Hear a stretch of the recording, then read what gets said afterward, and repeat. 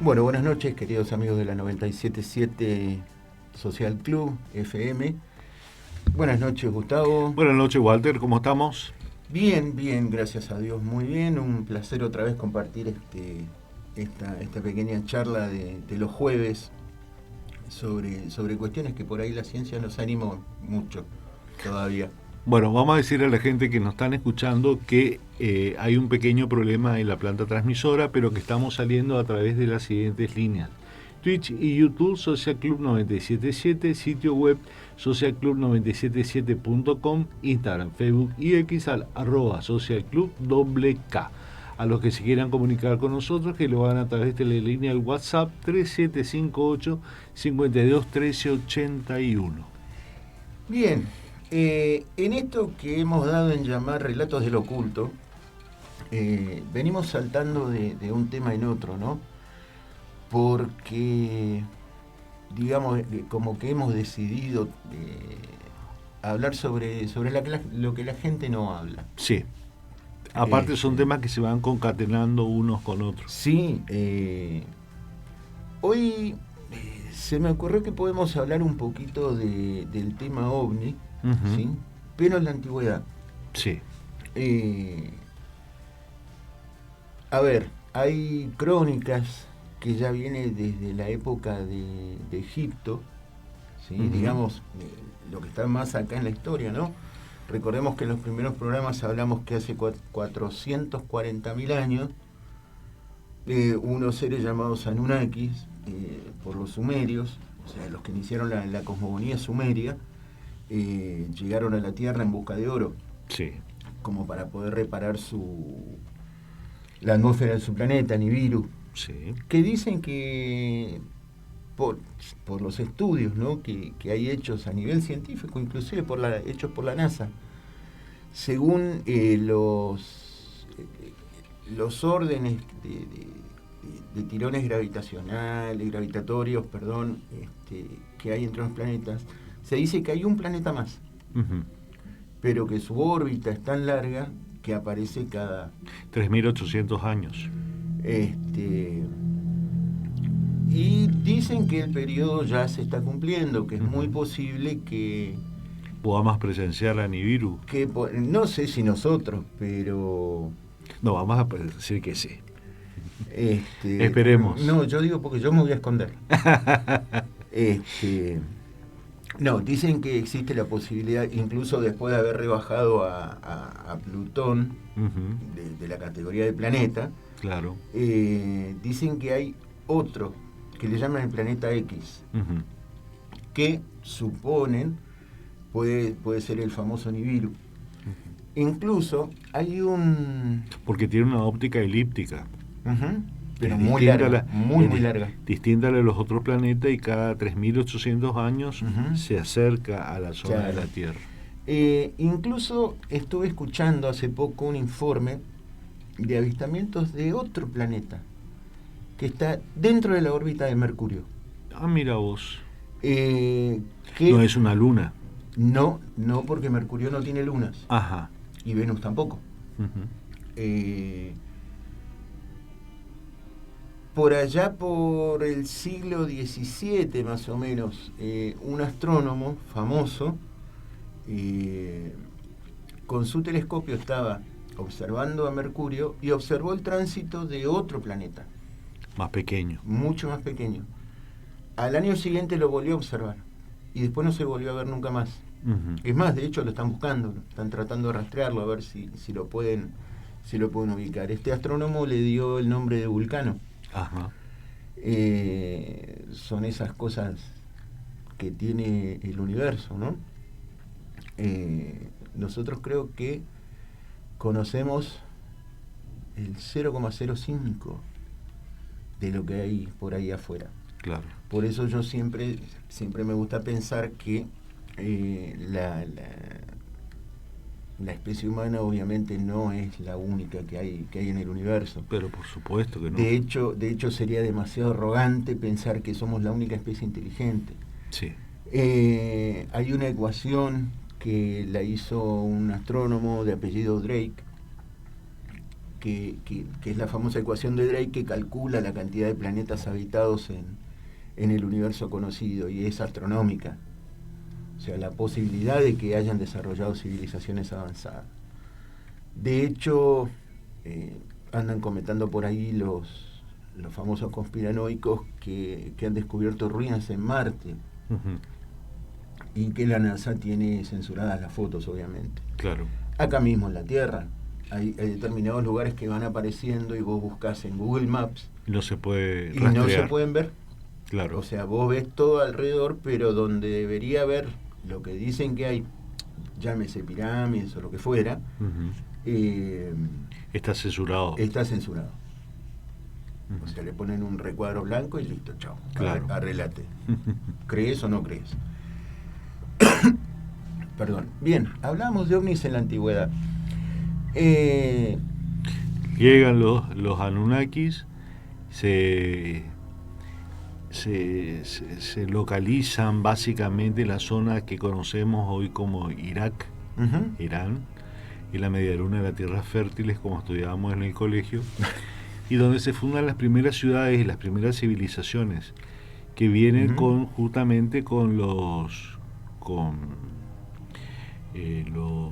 nativos de su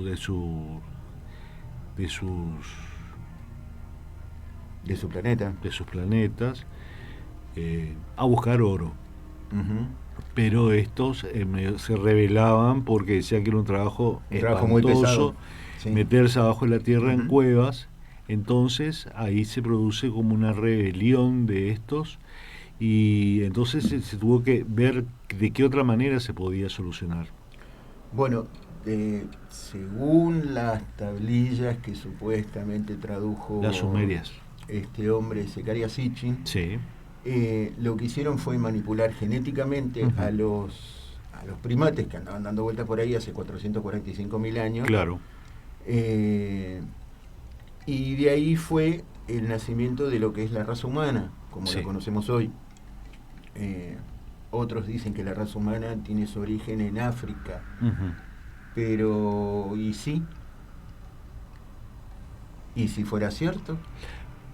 O si no, también otra cosa que a mí siempre se me ocurrió pensar es como que llegaron en distintos lugares, no solamente a la medialuna de las tierras fértiles, sino también a la parte sur de África y en el continente americano. En el continente americano también. Por eso se dice que civilizaciones sin tener este contacto cultural, natural o lo que fuera, hicieron siempre las mismas construcciones y tienen sí. básicamente el mismo cúmulo de leyendas. Uh-huh. De hecho, el diluvio se dice que ya está en la epopeya de Gilgamesh, que es anterior a la compilación de la Biblia. Exactamente. Recordemos que la Biblia se remonta, según los estudios más nuevos, se remonta a 5.000 y pico de años antes del nacimiento de Cristo. Así es. Con las primeras 12 tribus de Israel y todas esas cuestiones. Vamos a ver. Gente en la antigüedad, vamos a hablar de los egipcios, por ejemplo, uh-huh. que es una cultura que todavía está se la está estudiando. No se terminan de poner de acuerdo. Yo tampoco estoy muy de acuerdo con muchas de la cronología histórica que hacen los egiptólogos, que son los supuestos expertos. Vos no tenés un punto de referencia. Remontate uh-huh. a lo que era el antiguo Egipto. Vos ves un auto. Uh-huh. ¿Con qué lo comparás? Claro. No tenés o ves un avión. No tenés con qué. No tenés punto de comparación. Claro. Por eso se lo llamaba, en distintas culturas se lo llamaba los carros de los dioses, carros de fuego. Los carros de fuego, los romanos llamaban clipeus, porque tenía la forma de los escudos que usaban los seres angelados, porque veían como hombres uh-huh. con alas que volaban. Sí. Vos fíjate el ejemplo, aún hoy moderno, hay una tribu en Oceanía que todavía vive en condiciones bastante atrasadas, ¿no? O sea, inhóspitas. no les alcanza la civilización. En esa isla, durante la Segunda Guerra Mundial, habían construido los aliados una pista de aterrizaje para aviones que llevaban víveres para las tropas durante la Guerra del Pacífico. ¿Qué pasó?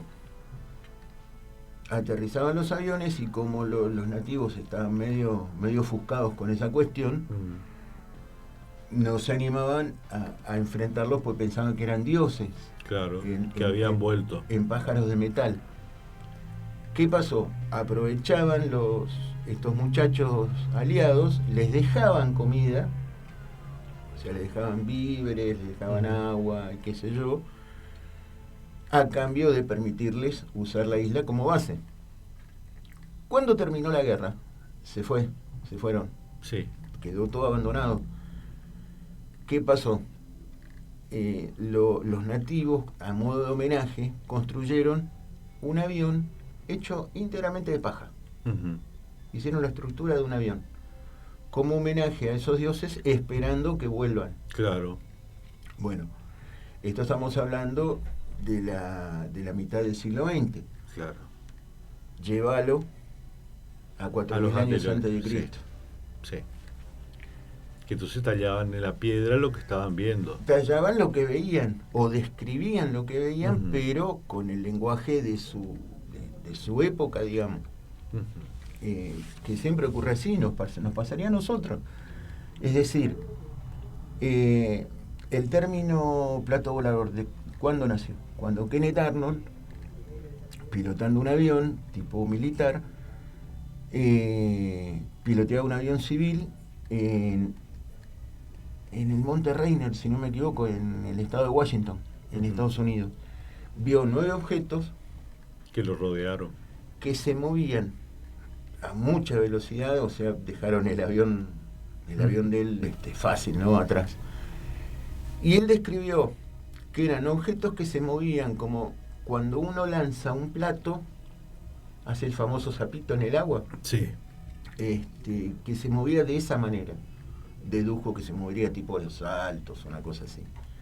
Y de ahí el periodismo lo tomó como platillos voladores. El término ovni vino después. O sea, el primero fue platillos voladores, y después fue objetos voladores no identificados, o UFO en inglés. Claro, a él le pasó algo análogo, no tenía con qué compararlo. Porque... Y ya estamos hablando del siglo pasado. Estamos hablando del siglo pasado. Pero también en la mitad fue por el 47, 48, por ahí. Que después vino todo el tema de Roswell y todas esas cuestiones. Al no tener, obviamente, volvamos a los egipcios, un punto de referencia, hay un papiro muy interesante que se conserva en el Museo del Cairo, que describe la llegada de un círculo de fuego. Claro, es un círculo de fuego.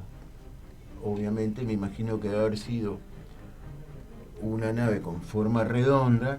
Claro, que al acercarse a la Tierra hace como fuego. Claro, o sea, no necesariamente fuego propiamente dicho, sí. Sino lo que sería el escape. Sí. Los gases de escape. Y entonces, bueno, el faraón le ofreció sacrificios y qué sé yo, o sea, no hicieron contacto, sino que el faraón lo vio. O sea, estamos hablando del mismo faraón. O sea, no es que lo vio un ciudadano que andaba por ahí dando vueltas, no. Estamos hablando del mismo faraón. Le dio la orden a los escribas para que documenten eso en papiro y lo guarden en el libro de la vida. Vos sabés que los egipcios tenían el libro de la vida y el libro de la muerte. Claro, los dos libros.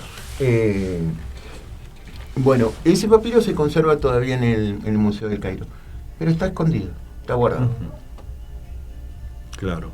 ¿Se entiende? Debe ser súper descriptivo de lo que se Claro, lo mismo que, como es, el famoso huevo que habíamos hablado una vez. Sí. Que desenterraron de una tumba que tenía más o menos 10.000 años, y ya tenía grabadas las 3 pirámides. Claro, esos son los de Sinaí, Eso está, Sudán. eso está escondido también. O sea, no está a la vista del público. Por eso... Inclusive creo que hay uno de los huevos que tiene una pirámide negra. sí, bueno, de hecho la pirámide negra existe y tiene toda una ciudad abajo. Lo que pasa es que momentáneamente están viendo cómo, si la pueden rescatar, porque está en peligro de derrumbe. Ajá. De hecho, es tan antigua que se está derrumbando. Imagínate que las 3 pirámides más famosas tienen 4.000 y pico de años y están intactas prácticamente. Esta está a punto de caerse. Así que calcular la antigüedad que tendría. Malas bases. Amén de que un explorador alemán consiguió un permiso de la ciudad del Cairo, viajó con un guía y documentó toda la ciudad que está abajo. O sea, ciudad, no es exactamente una ciudad, pero sí una serie de corredores, estructuras, tumbas, hay sarcófagos adentro, incluso fotografió restos. No le permitieron tocarlos, ni mucho menos, ¿no? Por supuesto. Pero fotografiaron, el tipo fotografió y están las fotos disponibles por ahí en YouTube. Tienen que buscar la pirámide negra. Y ahí lo van a ver, está muy, muy, muy interesante. Tarea del hogar. Washington, George Washington, el general Washington. Hay un documento que está en el Smithsonian, guardado, una crónica de una de las batallas de la independencia de Estados Unidos, donde dice que Washington iba perdiendo la guerra, iba perdiendo esa batalla, y de golpe apareció un objeto, lo describe como un objeto, en el cielo, que iluminó a las tropas enemigas y las destruyó. Claro.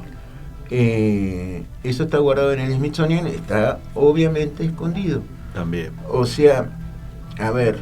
todo esto que no tiene como una respuesta lógica, claro, se lo esconde. Sobre todo en una época donde tecnología aérea obviamente no había,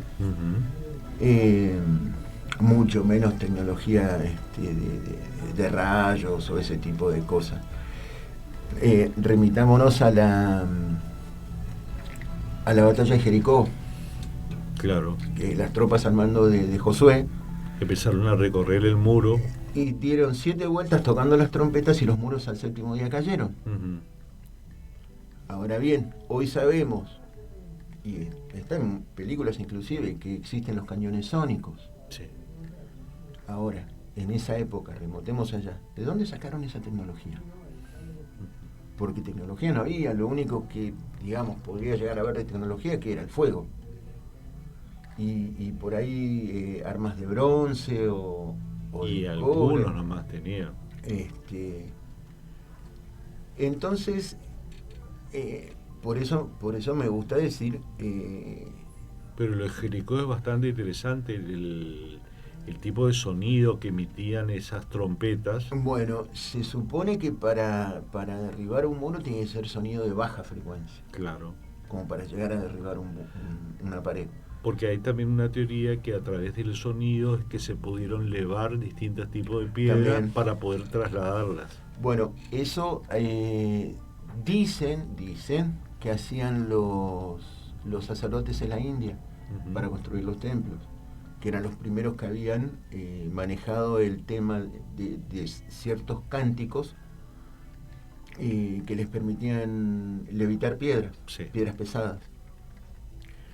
Bueno, volvemos a Egipto y las primeras que dijiste, las naves extraterrestres que estaban talladas. No sé si exactamente naves, pero tienen la forma. Claro. O sea, por lo menos tienen la forma, incluso en los... como esos helicópteros que hay. En los jeroglíficos, sí, eso lo desmintieron. O sea, dicen que la talla es más moderna, pero... ¿y si no? Y como que hay también autos, pero sin ruedas, sí, que son serían como naves que irían, o sea, vigías. Fíjate los objetos de oro de las civilizaciones americanas, que tienen la forma de los aviones modernos. Sí. El más común es uno que tiene ala en forma triangular, tiene un timón de cola, que los expertos dicen que representan insectos. Uh-huh. Yo estuve en ese museo. Se llama el Museo de Oro de Bogotá. Uh-huh. Y es toda una pared que está llena de estos pequeños artículos Uh-huh. que son como avioncitos de colección, pero ellos te dicen que son otro tipo de que insectos. representan abejas. Claro, pero vos eso. los mirás con precisión, son todos avioncitos chiquitos, con los compartimientos, con las cabecitas, todo. Sí. En ese lugar solamente hay 50 kilos de oro. El resto del oro que había en Colombia y en toda esa zona del Caribe se llevaron todos los españoles. Sí, seguro. Así seguro. Que están todos derretidos, todos halados. Seguro. Bueno, acordate que están buscando el dorado, que dicen que lo encontraron ahora. Ajá. Y se supone que el dorado está en el fondo del lago Titicaca. Dicen. Qué interesante. Dicen. Pero bueno, vamos a ir a una pausa. Vamos a la pausa. Y después continuamos con esto. Dale.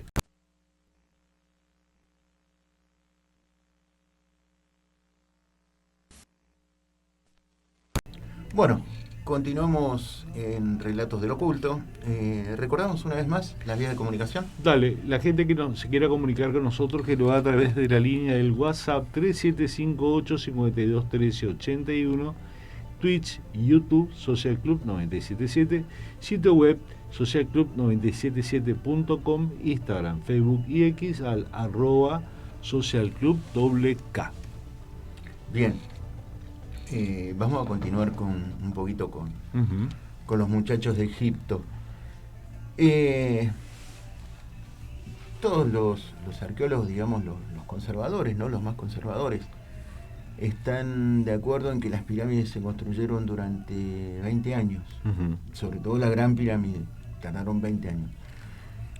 La cuenta es como que no cierra. Sí, es imposible.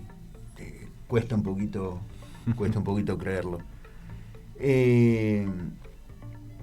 Sin contar con el tema de cómo movieron las piedras. No solo eso, la cronología por ahí no cierra. Y cómo las iban cortando tampoco, por la precisión. La precisión, recordemos que la pirámide no tiene 4 caras, tiene 8. Sí. Tiene un ángulo exactamente en el medio. Y está orientada con una precisión de 1/10 de grado con respecto a los 4 puntos cardinales. De hecho, alguna vez hemos comentado que la esfinge tiene marcas de erosión por agua. Egipto fue una zona fértil hace entre 10 y 11.000 años más o menos. O sea que no mucho que no cuadra la cuestión. Dicen que hay un gemelo de la esfinge también que todavía está enterrado bajo la arena y están tratando de ubicarla. Aunque como es una zona medio conflictiva, cuesta un poco obtener los permisos y todas esas cosas, ¿no? Tengo entendido que ahora es muy difícil conseguir cualquier tipo de permiso si no viene con un aval del gobierno el que viene la expedición. Y aún así es difícil también. Sí. Aún así es difícil. Pero porque esto se debe a todo el saqueo que hubo. Sí. Sobre todo por parte del Reino Unido. Y de los alemanes también, ¿eh? Los alemanes durante la Segunda Guerra, olvídate. Se llevaron todo. Olvídate.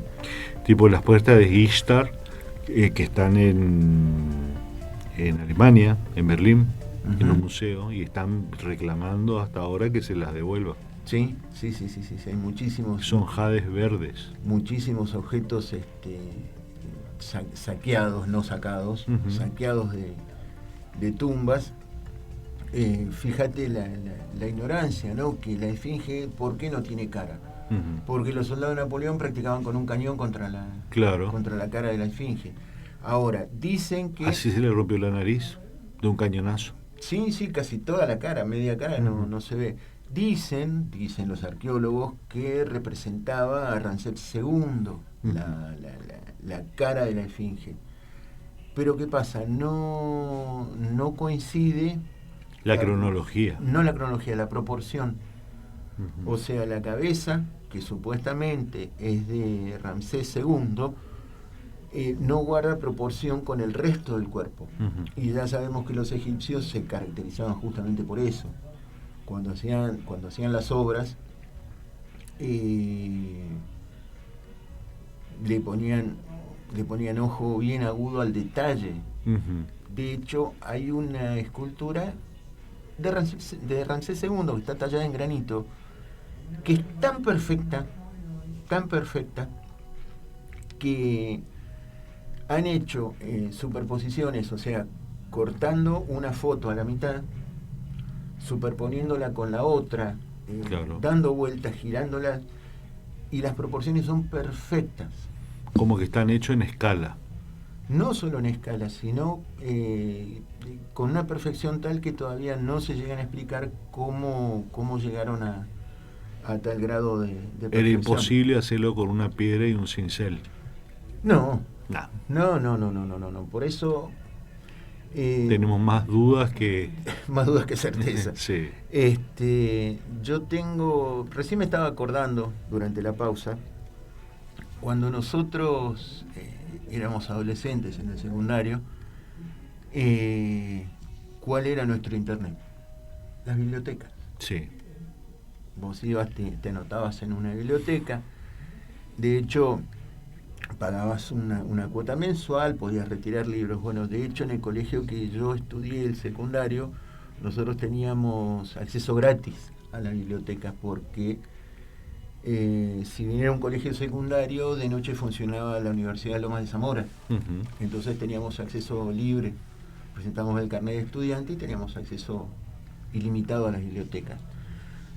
Y ahí es donde realmente uno se encuentra con cosas que son maravillosas, ¿no? Que te despiertan un poco la curiosidad. O en esa época lo hacía, ahora ya no. Cuando hay un exceso de información, también es malo. También es malo porque es como que te corta la curiosidad natural. Por eso me gusta decir, no des nada por sentado, cuestionar. Sí. Aunque estés equivocado, porque después, buscando la información, te vas a dar cuenta si lo estás o no, o si te vas a quedar eternamente con la duda. Yo sigo desde muy chico el tema de los ovnis, Egipto y todo esto. Yo aprendí a leer a los 5 años y creo que desde los 7 me empecé a interesar en todas estas cosas.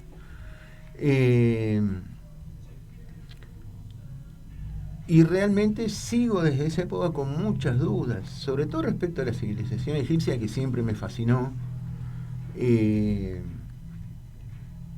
Hemos dicho, volvemos al tema de la Gran Pirámide, ¿cuántos bloques tiene? Tiene 3 millones y pico de bloques. Algunos pesan 60 toneladas. ¿Cómo los cortaron? ¿Cómo los transportaron? ¿Cómo llegaron a tal grado de precisión? Porque no es tirar un bloque arriba al otro, no. Eso está hecho totalmente adrede. Y después fue tapado todo esto con unas piedras blancas. Piedra caliza blanca. Piedra caliza blanca que después fueron sacando para ocupar con otros monumentos. No con otros monumentos. Las usaban para los revestimientos de las casas. En los pueblos cercanos, en la antigua Cairo, los usaban para los revestimientos de las casas. Queda algún resto arriba en la cúspide de la pirámide. Sí. Otra cosa, cómo se iluminaban dentro de la pirámide. No hay rastro de humo, como para que hayan entrado con antorchas. Los pasillos son muy bajos, o sea que si hubiesen entrado con antorchas o con algún otro tipo de artefacto hubiesen quedado las marcas. Hubiesen quedado las marcas, incluso todo el trabajo que hicieron adentro inevitablemente hubiese dejado las marcas. Tampoco con espejos.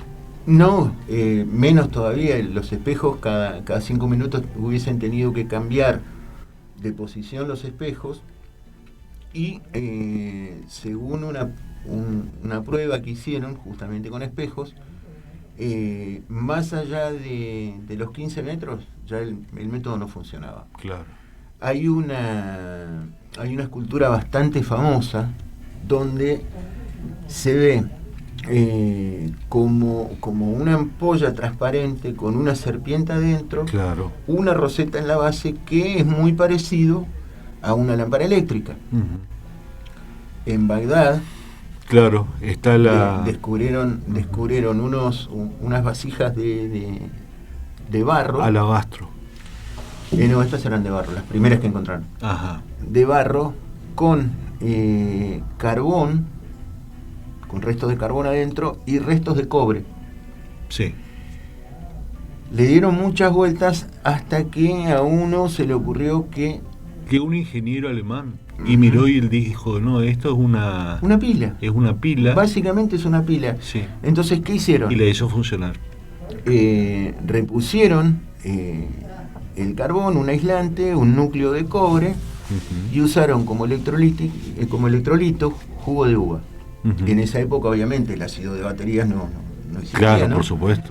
Entonces, ¿qué usaron?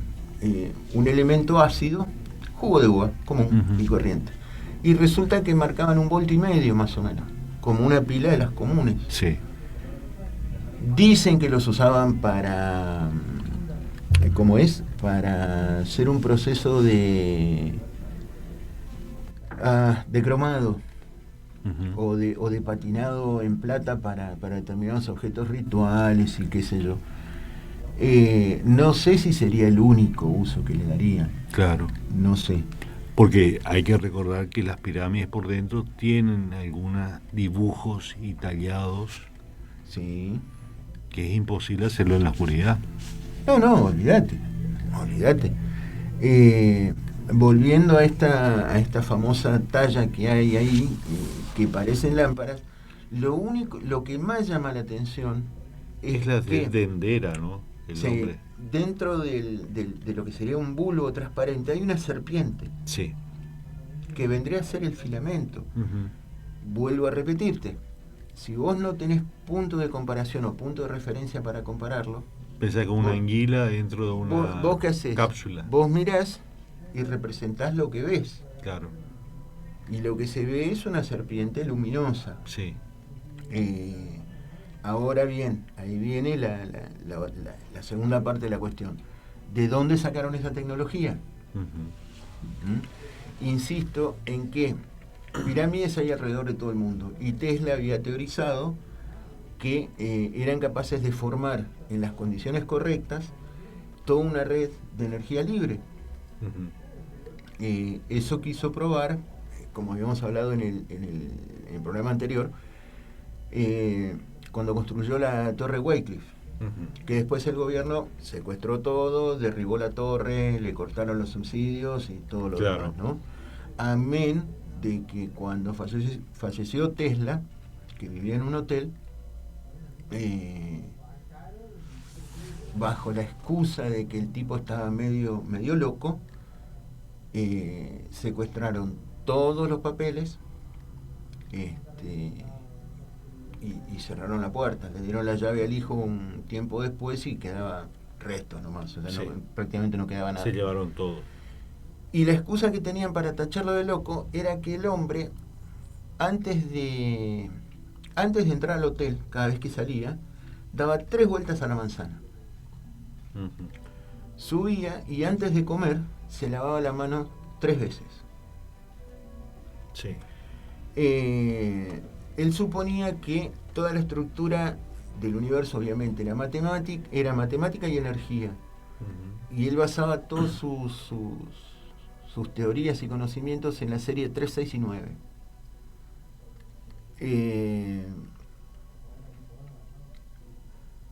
Volviendo a los egipcios, vamos a suponer que todas las pirámides que están desparramadas por ahí realmente son una fuente de energía libre, limpia.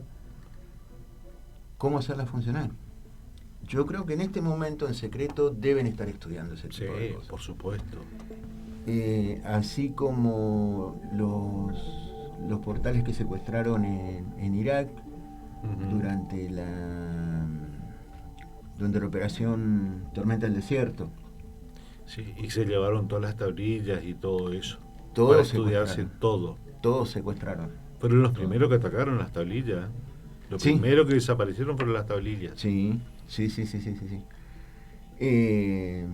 Pero parte de las tablillas yo creo que ya te había contado que encontraron en Bolivia con el mismo tipo de texto, encontraron enterradas en los campos, en la zona de Tiahuanaco, eh, y están todas en el Museo de Arte Moderno, no sé por qué la llevaron ahí, en La Paz.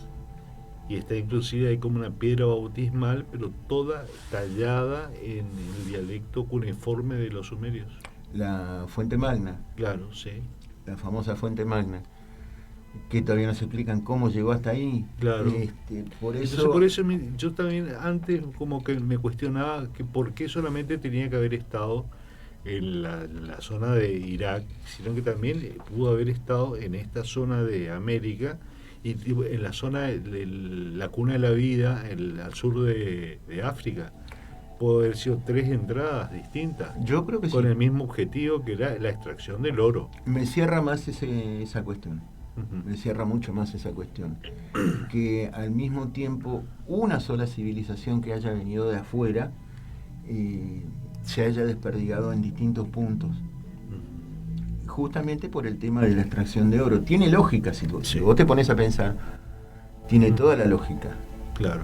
Porque incluso, viste que el año pasado habían salido fotos de una pirámide en el medio de la Antártida, donde se supone que no hay nada, solo hielo. Y ahora está censurada. Yo la busqué en Google Maps. Ya no sale más. Y ya no está. Ya no está. Lo único que se ve es un cuadrado blanco. Que se nota que es un cuadrado. Inclusive creo que no se puede ni siquiera volar por arriba de la No. Solamente Está hay totalmente que prohibido. merodear solamente si te querés ir. Es rodearla, pero Sí. no sobrevolarla. Claro. Yo creo que incluso eso tiene que ver con los diarios del almirante Byrd, Richard Byrd. Cuando se hizo la operación High Jump, que fueron a buscar supuestas bases nazis en la Antártida, en uno de los diarios cuenta que fueron atacados por discos que hundieron 2 de los 5 barcos en menos de 2 minutos. Y el tipo hablaba, obviamente el diario está censurado, está guardadísimo, top secret, ¿no? O sea, tiene la categoría de alto secreto, clasificado, todas esas cosas. Que podían, por la velocidad que mostraban y por el tipo de aviador experto, por la velocidad que desarrollaban y la maniobrabilidad, decía que podían llegar hasta el Ecuador en minutos, en cuestión de minutos. Sí.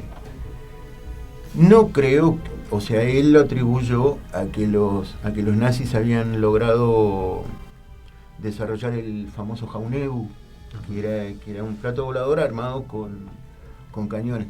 ¿De dónde sacaron los nazis esa idea? Sí. Porque no tampoco existía en esa época. Él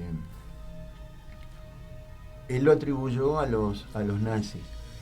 Pero después, en un viaje posterior, en otro vuelo a la Antártida, pues lo mandaron de vuelta, el tipo relató haber encontrado en la Antártida una entrada a una tierra interna. Claro. Cosa que también... Que no está sobre la tierra, sino que es como un túnel que es un túnel, sí. va hacia abajo, donde encontró plantas, ¿no? Entonces le ordenaron, obviamente, como su estado militar lo requería, le ordenaron que guardara absoluta silencio y que entregara los diarios. Sí. Eso se filtró supuestamente porque él le confesó todo esto a un periodista cuando estaba ya a punto de morirse. Vos sabés que leí hace poco, vi un documental que él, a la vez de haber entregado toda esta documentación, él tenía como un diario íntimo, que es el que le hace entrega al periodista. Sí. Y ahí relata todo eso. Y en su segundo viaje, cuando va a hacer este sobrevuelo, dice que fue rodeado por distintas naves y que una voz no podía maniobrar el avión, sino que estas naves le guiaban hacia una plataforma donde estacionan el avión, lo aterrizan, y ahí bajó y se encontró con una persona de muy mayor edad, muy tranquilo, muy apacible, y que se comunicaba de manera telepática. Le dijo: usted, el coronel fulano de tal grado, nosotros queremos contarle lo que estamos haciendo acá y que venimos a ayudar al fortalecimiento de la tierra, pero evidentemente ustedes están haciendo más daño que otra cosa a la tierra. Sí. Entonces esto tiene que desaparecer nuevamente, y van a quedar solamente las personas que colaboran con el ambiente. Ahora, con el ambiente y con los animales. Vos fíjate, eso lo había relatado. Fíjate que supuestamente... Pero muy preciso el libro de lo que decía. No supuestamente, sino que yo creo que sí es verdad. En el año 69 el hombre llegó por primera vez a la Luna. ¿Sí? Trajeron muestras, qué sé yo, todo. Fueron 7 misiones en total. La pregunta es, con la tecnología que hay ahora, ¿por qué no volvieron? Ahora están concentrados en Marte, que se supone que puede llegar a ser un planeta terraformable y todo un montón de cosas. Hay unas cuantas películas al respecto que están bastante interesantes. No sé si llegaste a ver una película que los nazis, es una comedia, tragicomedia, que los nazis en realidad ellos llegan a la Luna, sí, y se ponen en la parte oscura de la Luna, escondidos, sí, esperando volver. Esperando volver, sí. Y es por una pelea con los... Sí, es una comedia. Sí, fantástica. No, han cortado mucho hilo con respecto con la historia de los nazis. Con la historia de los nazis. Estuve mirando... Lo que pasa es que los tipos tenían cierta tecnología, estaban a un pasito de la bomba atómica. Exactamente. De hecho, Oppenheimer en Estados Unidos desarrolló la bomba atómica en base a los proyectos que ya tenían en marcha los nazis. Sí.